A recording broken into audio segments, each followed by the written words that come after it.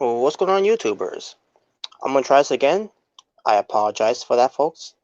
I didn't know about the video cutting off around 21 minutes and so, but let's try this again. For It's the Natural Born Thriller, and welcome everyone to National Wrestling Alliance Review, the show from January 21st, 2020. This will be your NWA Powerrr results. They were at the GPB Studios in Atlanta, Georgia, with your commentators Joe Galley, who was feeling under the weather a little bit, but he still ends up being there to do his job with a trooper, as he's alongside with his color commentator partner, and Stu Bennett. And you also have your interviewer and ring announcer in David Marquez. There's other things to talk about what pertains to the commentators. We'll get to that later. What pertains to two special appearances of these commentators on the show. We'll get to it later. What pertains to the gauntlet match and what pertains to the NWA World's Heavyweight Championship main event.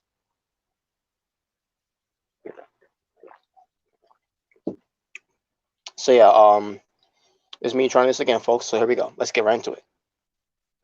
The opening show was David Marquez, and he interviews one half of the NWA World Tag Team Champions and one half of the Rock and Roll Express, and Robert Gibson, where it pertains to talking about Ricky Morton, getting an opportunity for the NWA World's Heavyweight Championship against Nick Aldis.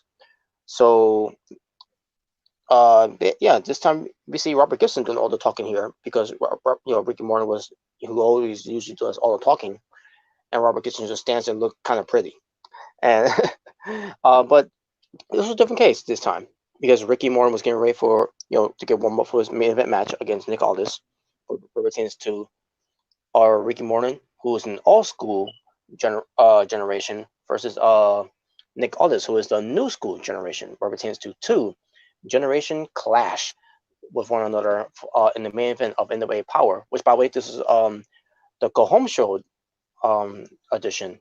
The Go Home Show edition, excuse me, where pertains to NWA Hard Times, I meant to say, for 2020. I'm still having that hangover of Impact Wrestling's Hard to Kill pay-per-view. So that's why I say Hard to Kill. It's Hard Times for NWA for the pay-per-view, which is going to be on the Friday, which is Friday later on tonight around 7:00 p.m. For my Eastern time, basically, is going to be NWA Hard Times 2020, where it's going to focus what pertains to Ring of Honor wrestlers, NWA wrestlers, focus around of the NWA World Television Championship, and yeah, there you go. We'll get to more on that when I do the preview of it.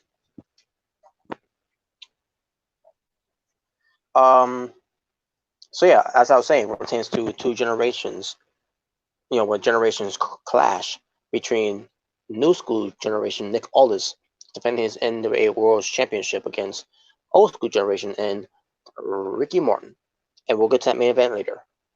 But during the show, all they've been doing is hyping up the match with video packages, interviews, with one another, and yeah, they were doing one hell of a job of it, for hyping up this main event match, and we'll get to that when we get to it. Now, obviously, spoiler alert, Nick Aldis wasn't going to lose the belt. Let's just call it a spade. I think we all knew that he wasn't going to lose the belt, but the live audience probably thought that, probably thought otherwise, but they thought wrong. But again, it's still, but then again, when it pertains to these NWA wrestling fans, it's still real to them, damn it, but in a good way. But that being said, so like I said, Robert Gibson was doing all the talking for what pertains to on behalf of Ricky Morton, and yeah, there you go. Then we get to the first match, a rematch from NWA Into the Fire between Tasha Steelz versus Thunder Rosa.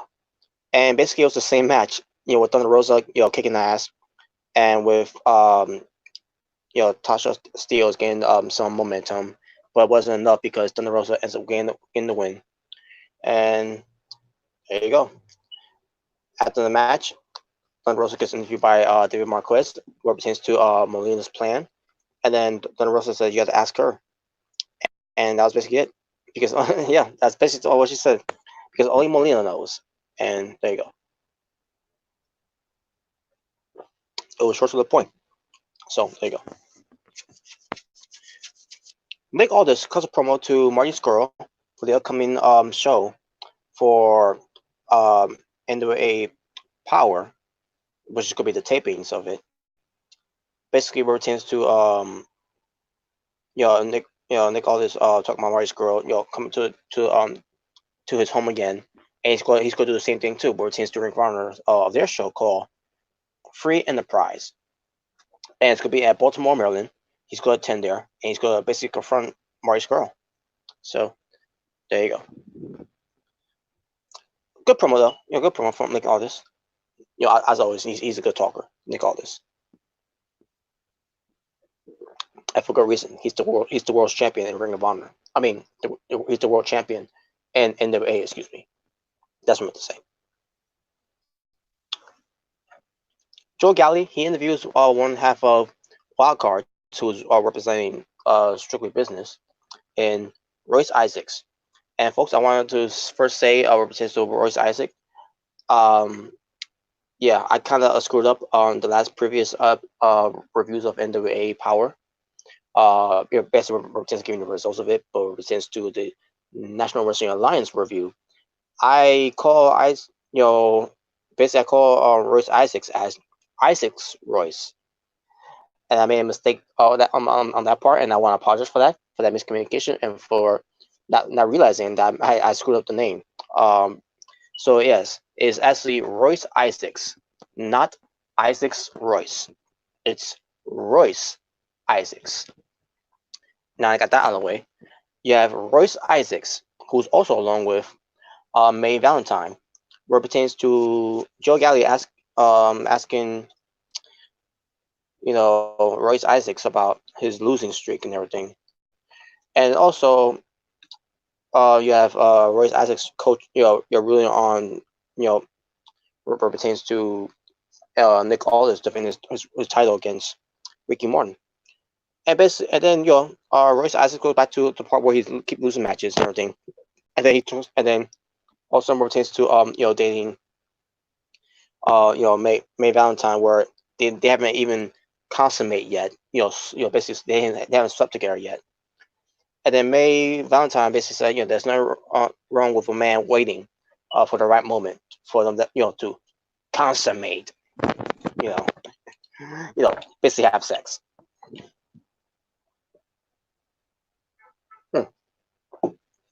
But yeah, but that was basically it for that. It was decent. And yeah, I like Royce Isaacs. Excuse me, I like Royce Isaacs. I think he's good. The problem is, they feature him like he's the joke of all the faction. But I digress. Thomas Latimer versus Trevor Murdoch to advance to the NWA World Television Championship Tournament. So the match starts with Latimer immediately attacking Murdoch, beat him up, and then he start beating him up outside the ring, and then bring him back into the ring and start beating him up a little more. And then all of a sudden, Latimer goes after Murdoch. Murdoch sidesteps him as Latimer crashes into the turnbuckle. And then, and by the way, it was not exposed. It's just that he had a lot of anger and a lot of a lot in a way going in head on and on full force to Murdoch, where the turnbuckle must have took a lot out of him, and then Murdoch goes to roll him up, pull the tights, and gets the win. And I'm like, wow. Thomas Latimer just got beat just like that. After he was dominating the match, it would have been a squash if Trevor Murdoch would never sidestepped him and then did what he did. Now the live audience didn't see what happened there. The referee especially didn't see what happened there, but those who were watching at home, and especially the commentators that are watching as well, and David Marquez, we also have been there. He pulled the tights. He cheated. Trevor Murdoch cheated to win. Now, is this going to lead to him turning heel? No. It's just basically getting a one up. It's basically a face getting one up on the heel. So there you go. That's basically how I interpret it. And it's not gonna be Trevor Murdoch turning heel. So, and plus, people love Trevor Murdoch. So, nothing I have to say or nothing to boo at Trevor Murdoch because he's an old school wrestler, and people and these people these fans sorry, I should say in the studio they respect and love that type of wrestling which is old school, and Trevor Murdoch is that. And I mean, there's someone else who's also old school too, and and they'll boo him. I'll get to him later too, and rightfully so too. Nothing against him, um, but anyways, I'll get to more of that later. But yeah, but Trevor Murdoch advances. He's gonna be in the tournament, and not Thomas Latimer, unfortunately.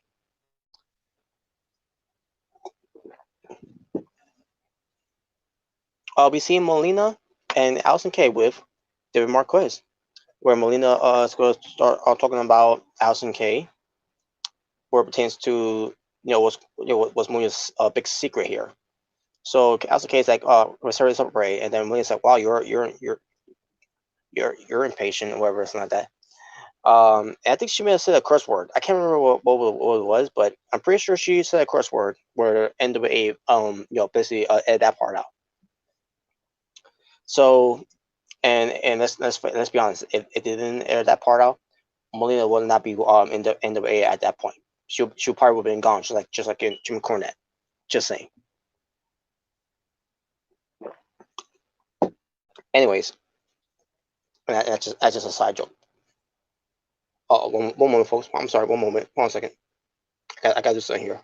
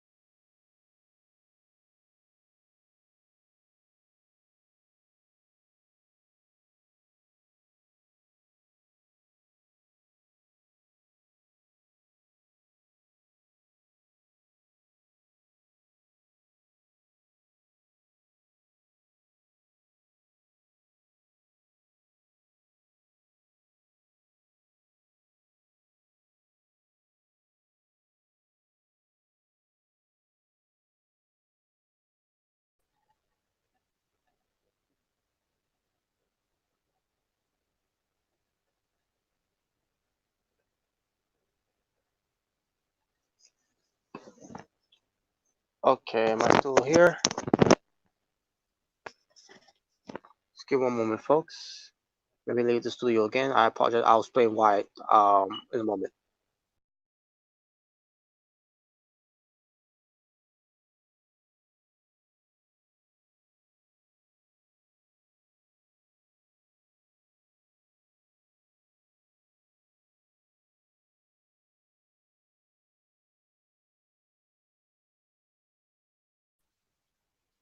Okay, just making sure. I apologize, folks. My phone actually got overheated, and I was afraid that with things being overheated, I thought it was gonna, end the broadcast here. So I had to leave the studio before, if it does do that. So in a way, I'm kind of glad it didn't end the broadcast there. So I'm like, wow, that's a relief.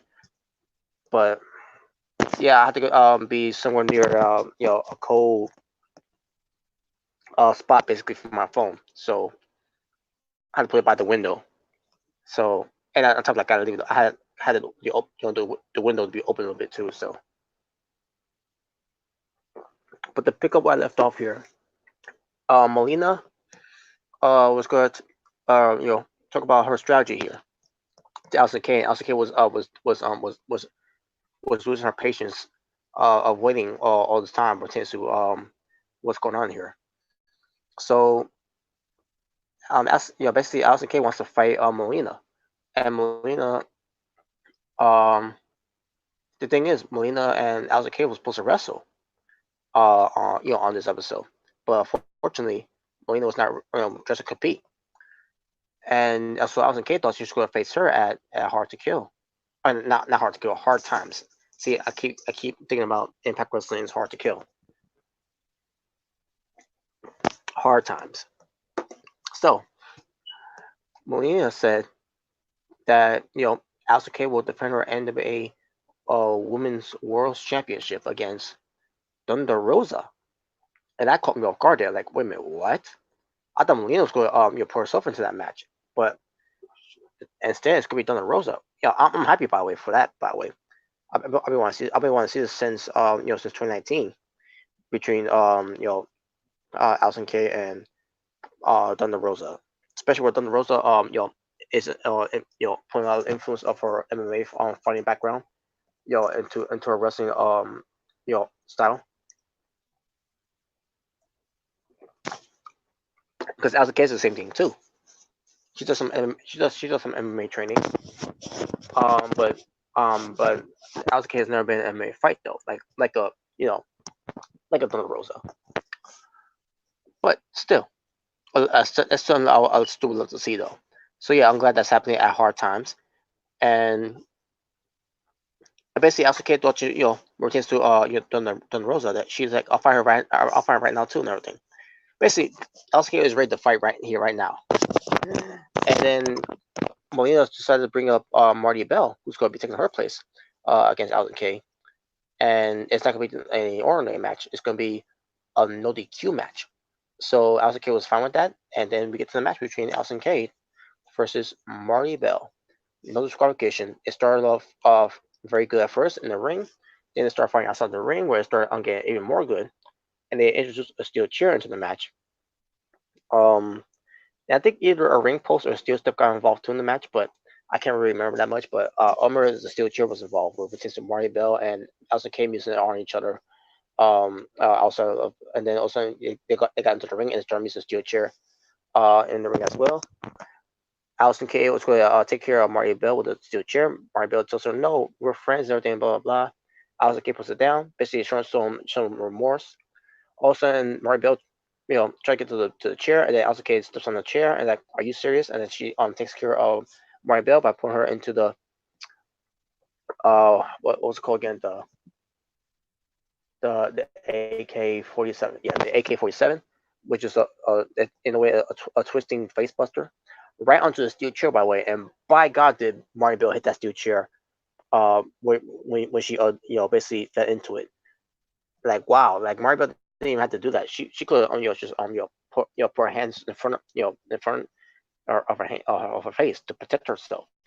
but she went she went full force, face first on the steel chair. I'm like, wow, Marty Bell, my, tip the hat to you for that. Despite me criticizing her of her wrestling, um, but hey, I would rather watch her wrestle than seeing Brandy Rose wrestle. I'll even watch Marty Bell wrestle than Britt Baker. Just saying. But yeah, good stuff. Good stuff. Alison Kay gets the win, looking strong. Leading up to hard times against Thunder Rosa for the title, and I'll talk more about that one in the preview. Um, we get the Pope and Eddie Kingston, being interviewed by David Marquez. The Pope always asks about, what pertains to Outlaw Inc. losing, and then he says, he doesn't lose. All it does is it gives him you know the position to succeed, and basically just talks about he's still looking for that super team, or I don't remember how I said it, but and then he said, he's still searching for his own horseman. And also we get Eddie Kingston talking, where Eddie Kingston was talking also with particular on behalf of Homicide, where they put themselves into the match knowing that Homicide was still injured and everything, and they shouldn't have done that. But it's a lesson that they're going to learn from. And then and then we're facing Homicide, who's supposed to be in the tournament, and we were wondering if that Eddie Kingston was going to was going to take his place, and then Eddie Kingston's like, no, I'm not going to do it, because he's not going to do that to his man, to his best friend, to his blood. He's not going to do that to him for just for selfish reasons. So yeah, good promo from both guys, Eddie Kingston and the Pope. And we'll see what this leads to. So hey, at least we got one thing on this one. At least the Pope didn't leave him high and dry. Um, permanently. He's still stuck around with them, despite them losing. All right, then we get to the, let's see, I think they call it the last chance gauntlet match, where it pertains to go, to get the one final spot to be in the tournament of the NWA World Television Championship. And on commentary, to take the spot of Joe Galli just for this one match, it was Kyle Davis. He's basically Kyle Davis and Stu Bennett as a commentary in the rest of the match, while Joe Galli versus his voice a little bit more, until we get to the main event. But this is a gauntlet match where basically it's a Royal Rumble type of rule, where it's similar to a rule of the Aztec warfare from Lucha Underground, where there's rules where you could still eliminate your opponent by throwing them over the top rope, but there's also rules where you could also hit them or you could submit them. And two wrestlers will start in the ring until a minute passes by. And I'm pretty sure it's in a minute, or sort of say 1 minute and 5 seconds, for the whole 605 thing. But I could be wrong, but who knows? Maybe that's how they did. Maybe that's not. I don't know. But who's counting? So, it was C.W. Anderson, and who entered first, and then we had Caleb Conley who entered second. Then you had Josias. Then you had Colt Boom Boom Cabana. You have Dave Dawson. You got Shooter Aaron Stevens. You have Sal Reynoso. You have Ken Anderson. Well, I'm assuming he was the replacement for Homicide.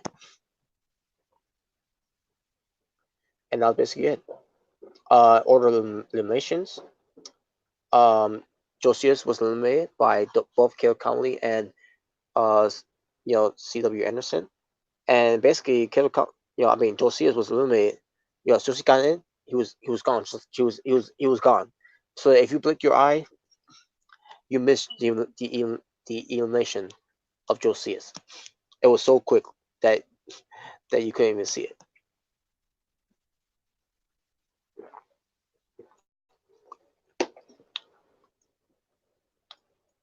And they tried to do the same thing with Dave Dawson too, but Dave Dawson was, I mean, not Dave Dawson. I mean, I meant Cabana. They tried to do it with Colt Cabana, but he outsmarted them. Um, then we get to Dave Dawson, and they basically Dawson, Dave Dawson, Colt Cabana, Kip Conley, and C.W. Anderson all were going at it. And then we get Shooter Aaron Stevens coming out, who's still. Oh yeah, wait a minute, folks. I skipped something. Yeah, I did. Oh crap! My apologies. So after the, I'll get back. I'll get back to I'll get back to Aaron Stevens in the Gauntlet match. So after the promo from the Pope and Eddie Kingston, we had and it was during that time too where Kyle Davis was on commentary while Joe Galli was resting until later on, where we see Dave Marquez introduce the NWA third degree national champion shooter Aaron Stevens, who introduced the question mark and his two students. They're in mask, and basically teaching them the whole Mongrovian techniques of and striking abilities of karate, and also they also going to do the whole thing with breaking the wood that was from Mongrovian, and question mark was he needed some focus and everything, and also shooter Aaron Stevens said he wants to do it, and then he was going to do it. He kept teasing he was going to do it, but all of a sudden one of those students hits Aaron Stevens in the back with it, and it reveals it was Ricky Starks. Ricky Starks gets to the desk, because at this point you had one of the students, the question mark, and shooter Aaron Stevens leaving. After that, they basically retreated because they realized it was Ricky Starks. Ricky Starks gets on the mic, where Dave Marquez was at, and says he never forgets. Basically referencing the whole thing where, shooter Aaron Stevens and the question mark basically screwed him over plenty of times back in 2019, and then coming into 2020. Basically, he got revenge. He got payback. Okay, and that's what. And then I apologize, folks. I didn't get on to mention that part. I completely forgot about that. So there you go. So meanwhile, at after that was done, we get back to the Gauntlet match here where Aaron Stevens enters, and Aaron Stevens he gets in the ring, only to leave the ring, and he went under the ring. He was hiding under there the entire time. For the rest of the match, and then all of a sudden, Ziggy Dice comes out. And I say to myself, why is he coming out? Like he's already in the tournament, so why is he coming out? And then he says, he's not gonna participate in this tournament.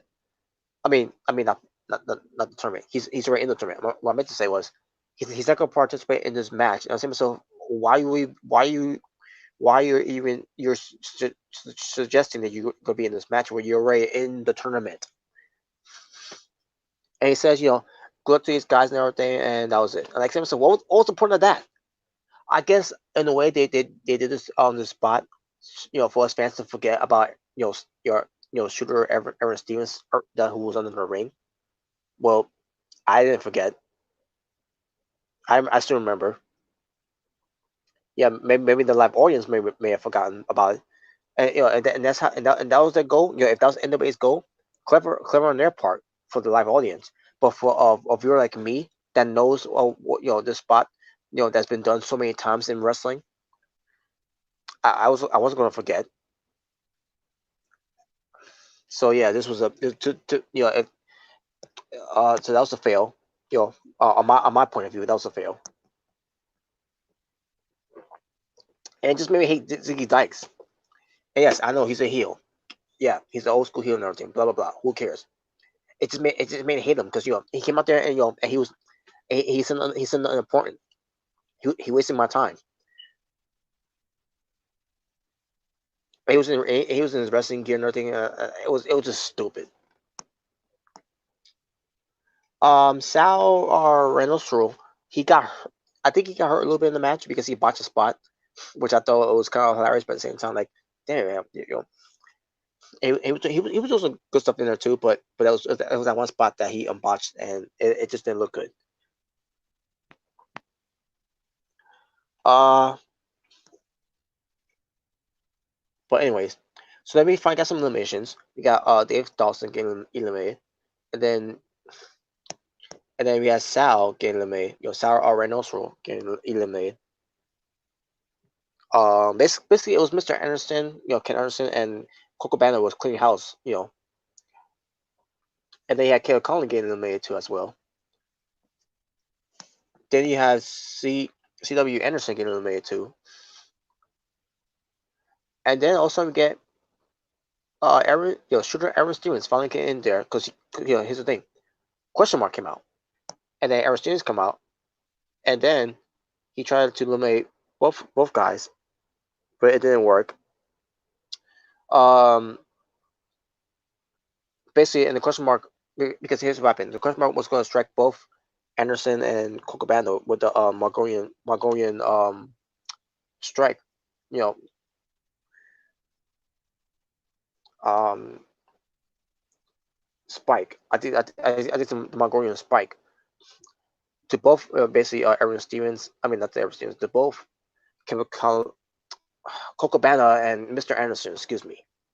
But they both got away, and then Aaron Stevens got the end of it with both of them, and then the question mark gets taken out by Anderson and Cocobana, and then meanwhile you see Aaron Stevens bouncing on the ropes, and then also he starts falling down, and then he gets eliminated, and it was up to Anderson and Cocobana, and then Anderson he rolls up Cocobana and gets him and gets the win. So yeah, Mr. Anderson gets a spot in the NWA World Television Championship tournament, and then also in Cocobana, and Anderson will, basically Anderson, it's all competition, it's the spirit of competition.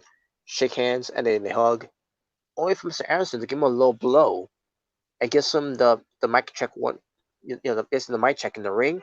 Then he takes him outside the ring, gives him the mic check into the ring post, and then he's gonna get, he's gonna put more beating, but then and then he's like he thought twice of it, and he decided to leave.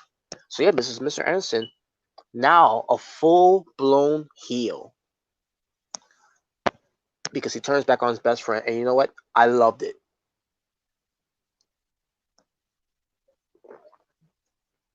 I loved it. Great.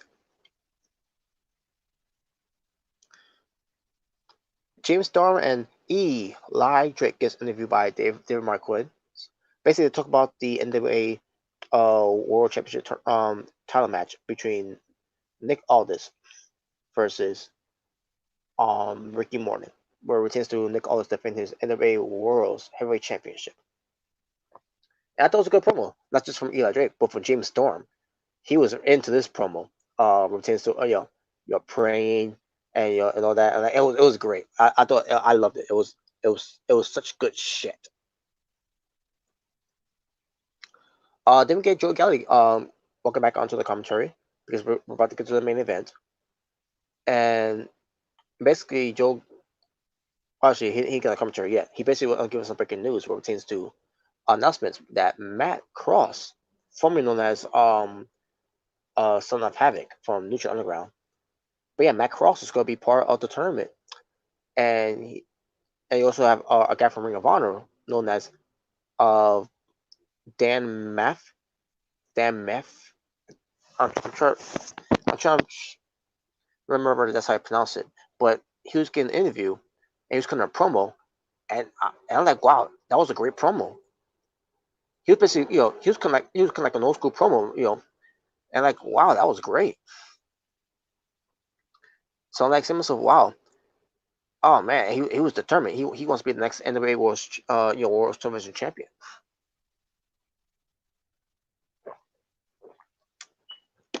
But I'll get to more of that while I do the preview. And I don't know who he is that much, folks. But when I saw him come that promo, I gotta see how this guy go in the ring. This guy is huge, by the way.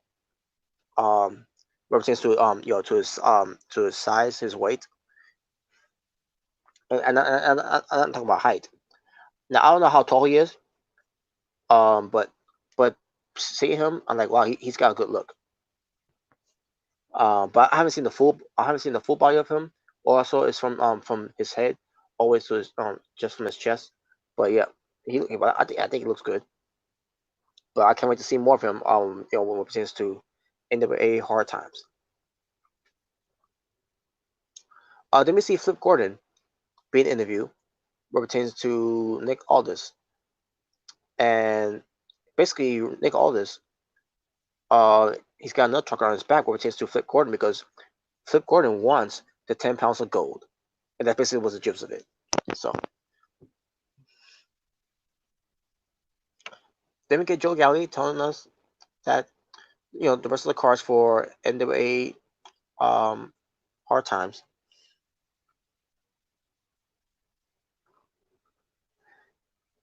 Basically, you're gonna have Shooter Everett Stevens versus Scott Steiner.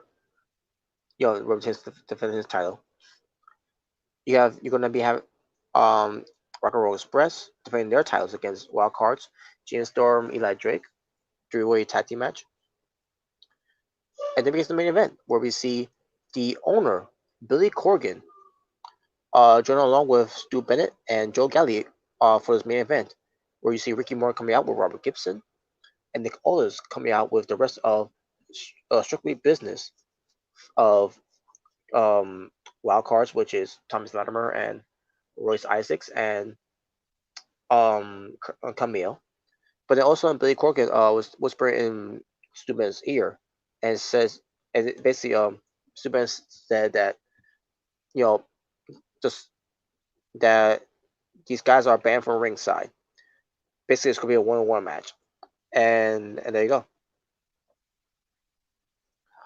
So it's just a one-on-one situation between Nick Aldis versus Ricky Morton, where generation collides, generations clash, generations collide, generations go at one another, generations go one on one.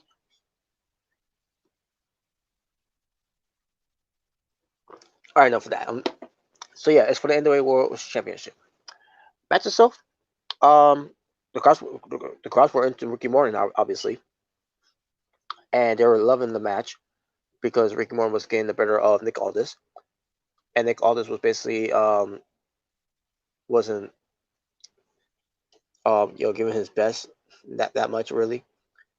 Based on how I seen it, I think the way he was trying, he was taking it easy with Ricky Morton, but at the same time, it's for your title and everything. And he kept going out the ring and everything, and like I'm not saying the match was bad. I just wasn't. I mean, I was kind of into it, based on how they was building up to it, making a big deal, making it feel like it was important.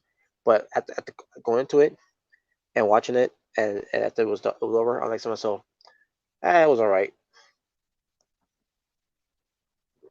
And, in my opinion, they kind of overrated this main event.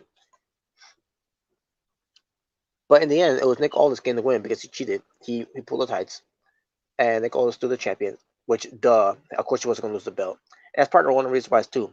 That I knew that Ricky Morton was going to win.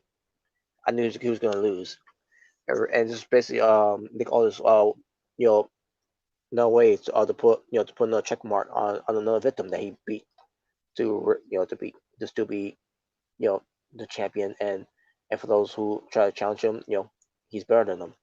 That's basically what it was.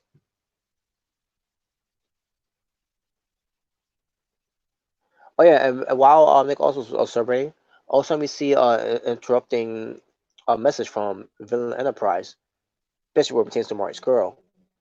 We will see you Friday, Nick, and yeah. which probably it is Friday already. It's just I'm just going through the results that happened on the Tuesday. And there you go, folks. That was the match. I mean not the match. That was the show I meant to say. I love the gauntlet. I love the gauntlet match. By the way, I just thought I just pointed out too. The gauntlet match was pretty good. All right, Drama Wrestling was 5 matches. For this home show edition for NWA Hard Times 2020. My overall strength for the show pertains to NWA Powerrr for this All National Wrestling Alliance review from January 21st, 2020. I'm gonna give the show a 6.5 out of 10. Good. I thought it was a good average show, and I thought this show did a very good job of building up and setting up their pay-per-view for NWA Hard Times, and I can't wait to see it. And this review will come up somewhere later on either on a new week, you know but we'll see. But I guarantee I will come up here to give you a review of it. But first I gotta get to this NWA Hard Times 2020 preview. And that being said, folks, thank you for watching. For It's Natural Born Driller saying peace on the streets. For this was your National Wrestling Alliance review, where chance to give you NWA Powerrr results from January 21st, 2020, for this very own NWA Hard Times 2020 Go Home Show edition. And that being said, you'll stay in peace, stay well, stay safe. I'm out, and take care.